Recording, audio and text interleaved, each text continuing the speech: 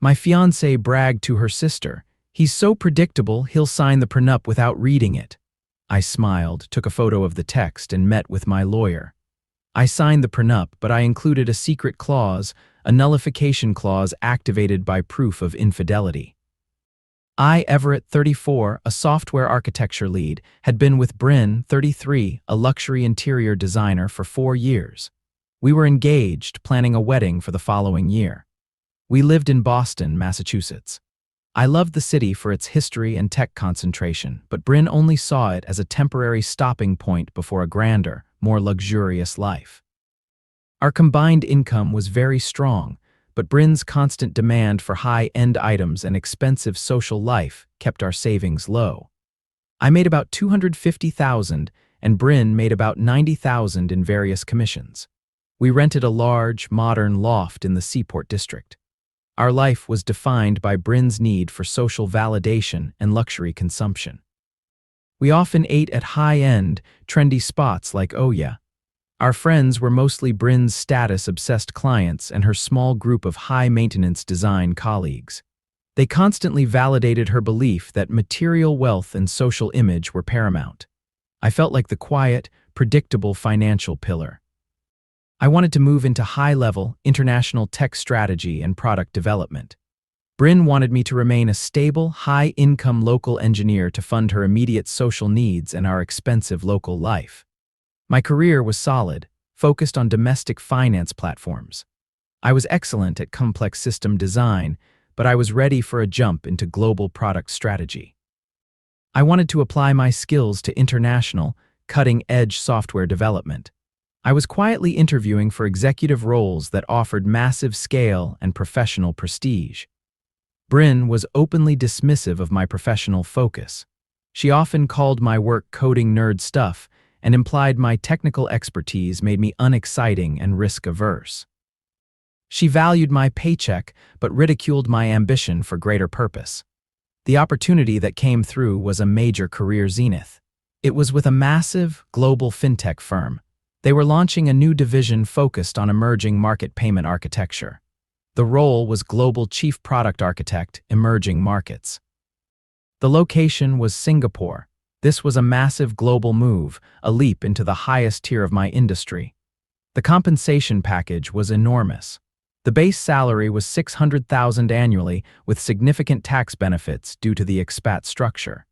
They included an immediate, substantial relocation bonus of $150,000.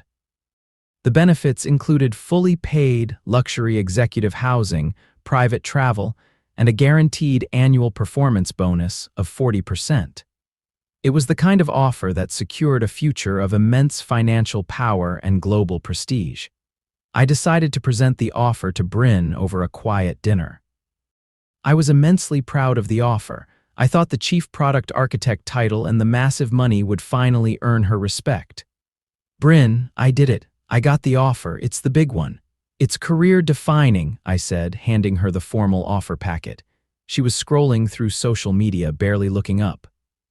"Is it an actual executive title this time, Everett, or are you just managing more boring software for local finance brokers?" she asked. "It is, Global Chief Product Architect, Emerging Markets. The firm is one of the top 2 globally. The location is Singapore." She scanned the salary figure. Her eyes widened, but then her face settled into cold disapproval. $600,000. That's an absurd amount of money. But Singapore? Everett, that's so far away. My entire network is here. My clients are here. My visibility is here. I have a whole business built in this city. You expect me to throw it all away for what? Complicated software and a hot, humid climate. You're such a typical technocrat. You only see logic. You don't see the exciting life we already have. Just say no, Everett. This is ridiculous. She tossed the letter back. Her dismissal was laced with familiar contempt. She implied my ambition was a sign of my social inadequacy. I felt a cold knot form in my gut. Her complete lack of support was the clearest signal I needed. She only valued me as long as I fit her current, comfortable, and financially dependent picture of our life. The final betrayal came during a weekend brunch at her sister's house. I was in the kitchen getting drinks. Bryn was in the next room, unaware I could hear her. She was talking about the upcoming prenup agreement. I clearly heard her brag to her sister. He's so predictable, he'll sign the prenup without reading it. I smiled, my hand steady, as I took a photo of the text she was showing her sister on her phone. The message detailed her plans for our joint accounts. I did not confront her. I just finished pouring the drinks.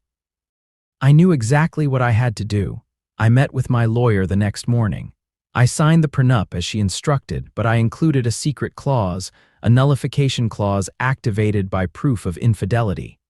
Update 1. I did not say no to the global fintech firm. I accepted the offer immediately after the conversation at her sister's.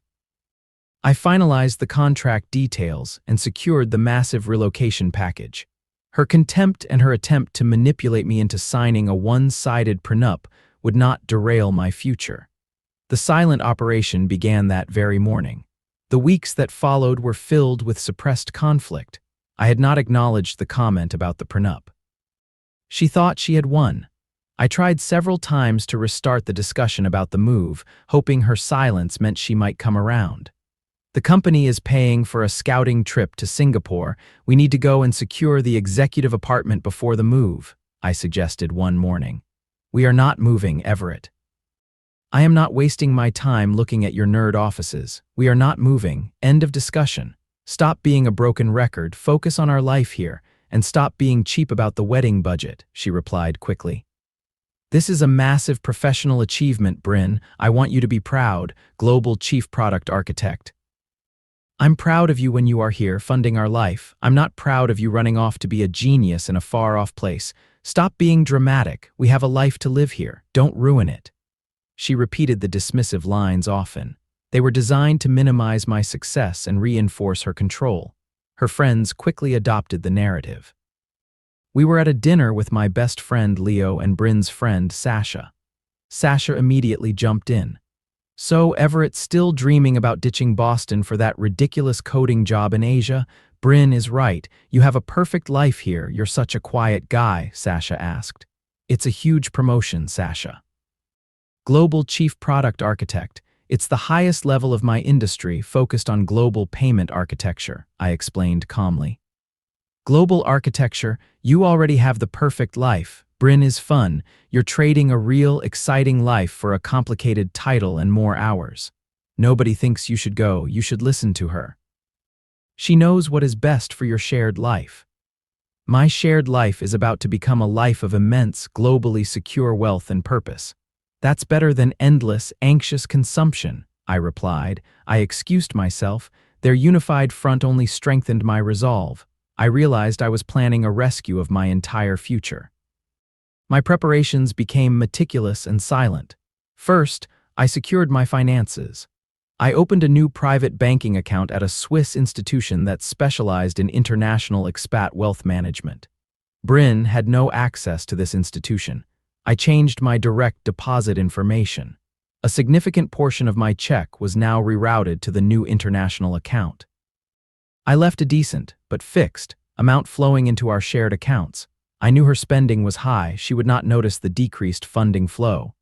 I created a precise spreadsheet detailing all shared assets and liabilities, preparing for a clean, financially surgical cut. Next, I focused on the move. I spent my weekends secretly researching and touring executive housing options. I found a fantastic, secure, modern apartment in the Orchard area of Singapore. It was close to my future office and had superb city access. I secured a long-term lease entirely in my name. The company's relocation team handled all the paperwork. I used my vacation days for a quick final trip to Singapore. I finalized the lease and handled the logistics. Bryn thought I was on a mandatory compliance seminar in New York. I started sorting through my belongings. My technical books, my specialized design equipment, and all my personal documents were boxed up. I used a highly discreet international shipping service paid for by the firm. I told Bryn I was sending old work equipment to a client overseas. She barely glanced at the boxes. She was too busy curating her social media life and planning a major design installation. I accepted the $150,000 relocation bonus and immediately transferred it to my separate international account. I began liquidating small personal investments. I converted the funds into the local currency. I was creating a robust personal financial shield. I had my visa and residency documents translated and notarized. I secured a new international driver's license. Every small detail was a step toward total independence. My focus at work became absolute. I needed to finish my projects flawlessly. I wanted the highest recommendation from my current firm. My boss gave me a glowing reference. I timed my departure perfectly. I would be leaving for Singapore exactly 1 week before our planned wedding date. The night before my flight, I finished packing my final bag. I secured the conclusive proof of Bryn's infidelity, which I had gathered over the past few weeks. I had been calm, methodical, and invisible. I left the signed, notarized separation and divorce papers, along with a copy of the prenup with the nullification clause highlighted on her side of the bed. I had already deactivated her key card for the apartment. Update 2. Bryn woke up to an empty apartment and found the separation papers. I was already at the airport, waiting for my flight to Singapore.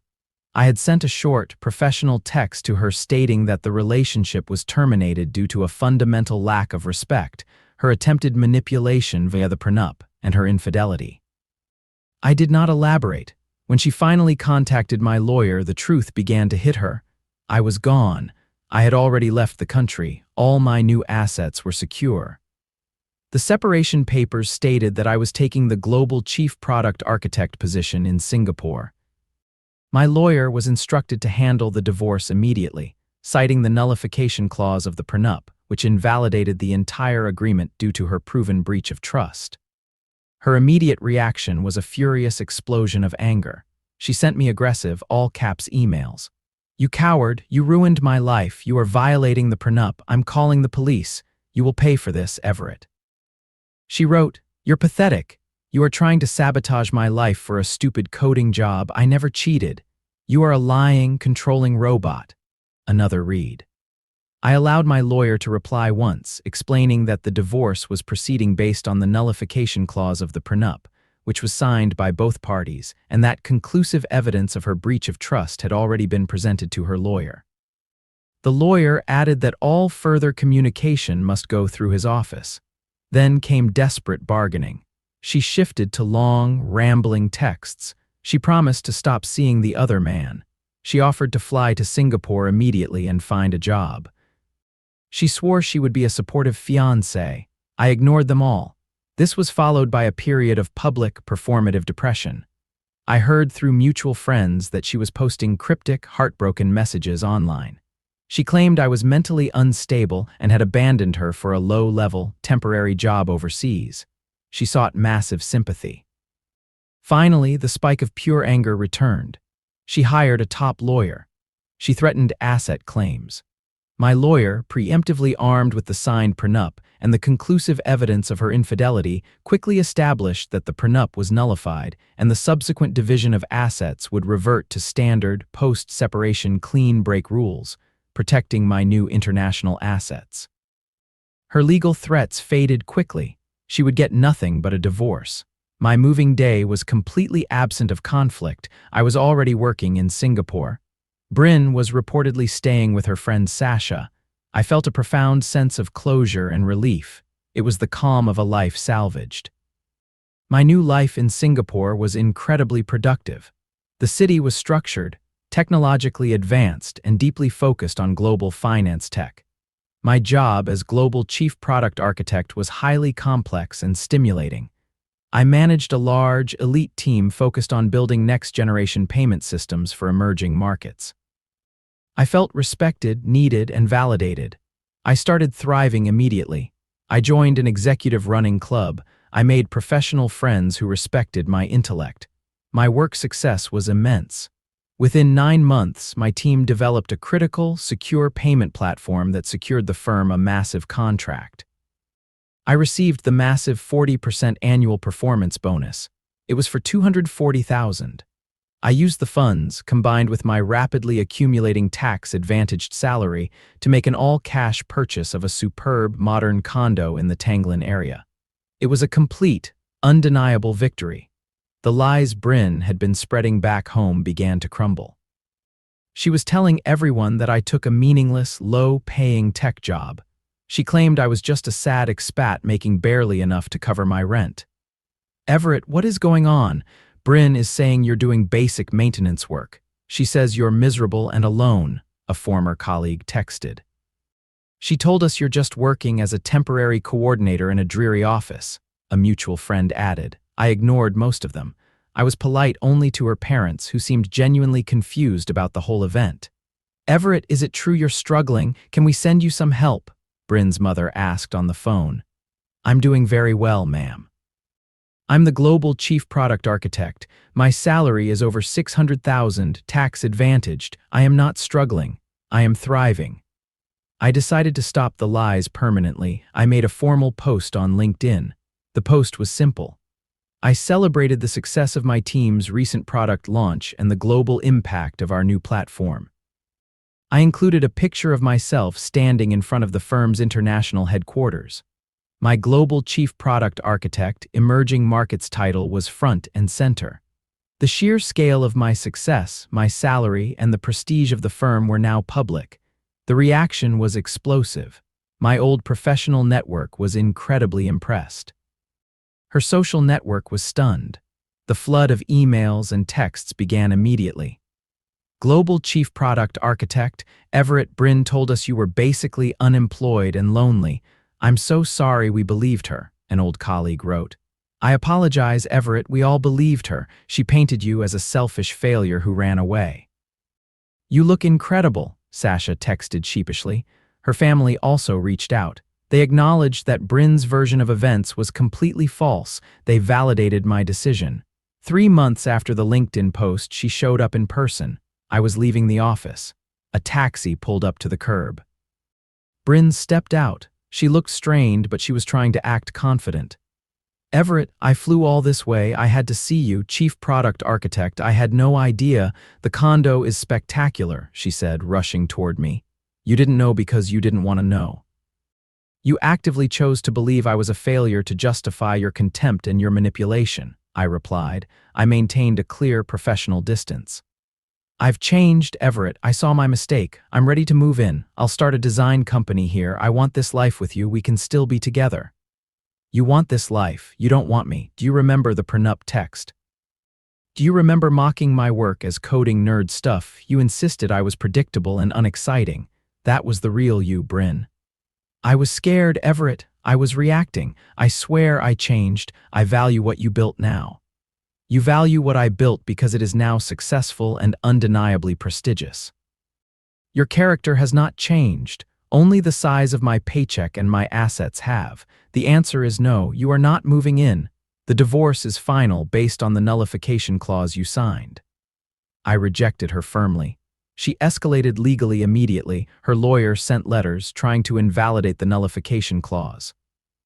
All shut down logically by my lawyer, who presented the conclusive evidence of her infidelity and the clear legality of the clause.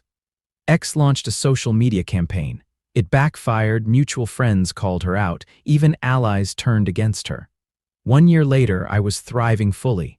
My career was at an all-time high. I had purchased a small investment apartment in Hong Kong. My salary was higher due to a contract extension. I was in a stable, respectful relationship with Y, a brilliant software strategist. Our relationship was based on shared ambition and mutual respect. X admits regret in final message, says sorry. I received one final, short message from Bryn. It was a direct message on an older platform. You won, Everett. I truly regret treating you like I did. I am sorry. My reply was polite but short. It was the only thing required for closure. I accept your apology, Bryn. I wish you well. Final update. I was back in the United States for a high-level summit in San Francisco. My professional profile was immense. I received an unexpected text from Bryn's mother, Mrs. Lowe. She asked if I could meet her and Bryn's father, Mr. Lowe, for a quick conversation. I agreed to meet them at a quiet restaurant. I had always respected them. They were already seated when I arrived. They looked visibly older and deeply ashamed. They immediately addressed the entire situation. Everett, we wanted to see you. We needed to apologize, not just for her, but for the way we raised her. Mr. Lowe said, his voice low and serious. Sir, you don't have to apologize. I've found peace. I'm happy now, I replied. We do. We raised her to prioritize materialism and social status over genuine commitment and respect. We taught her that a man's value was in his immediate spendable income, not his intellectual promise, Mrs. Lowe explained, her voice soft with regret. We should have taught her to respect your quiet ambition. She destroyed her entire future with her arrogance, her attempts at financial manipulation, and her lack of faith in you. We are so sorry we did not treat you better, Mr. Lowe nodded. She lost everything because she was selfish, publicly contemptuous, and tried to manipulate you financially. She threw away a world-class life for a cheap social status in Boston. We just wanted you to know that we finally understand. You are an exceptional young man. We are sorry we were silent. Their apology was sincere and heavy with genuine sorrow. It was the final validation of my entire journey. It confirmed that the values I was ridiculed for, my drive, my technical brilliance, my commitment to real purpose, were the correct ones. I accepted their apology gracefully. I told them I held no bitterness. I wished them the best for Bryn's future. I walked away from the meeting feeling a deep, quiet sense of certainty and profound resolution. My life now is a testament to the core lesson of this entire experience. Never underestimate the danger of a partner who believes you are predictable and easily manipulated. Bryn's contempt and mockery were rooted in her own narcissism and her greedy assumption that my intelligence stopped at the door of our apartment. I learned that the only way to win this kind of battle is through quiet, strategic, and legally sound action. I did not waste my energy fighting her emotionally. I did not try to convince her. I simply executed my plan, signing the very document she thought would guarantee her security and inserting the clause that guaranteed her loss. The nullification clause was the perfect surgical revenge. My tone remains rational and steady because I know the truth. I did not rage, I did not scheme out of anger, I simply focused my energy on my own potential. I found a partner, who shares my values and respects my purpose. We are building an incredible financial and intellectual legacy together. My career is soaring, I am happy, I am peaceful, I am fulfilled. I built this life, I earned this life.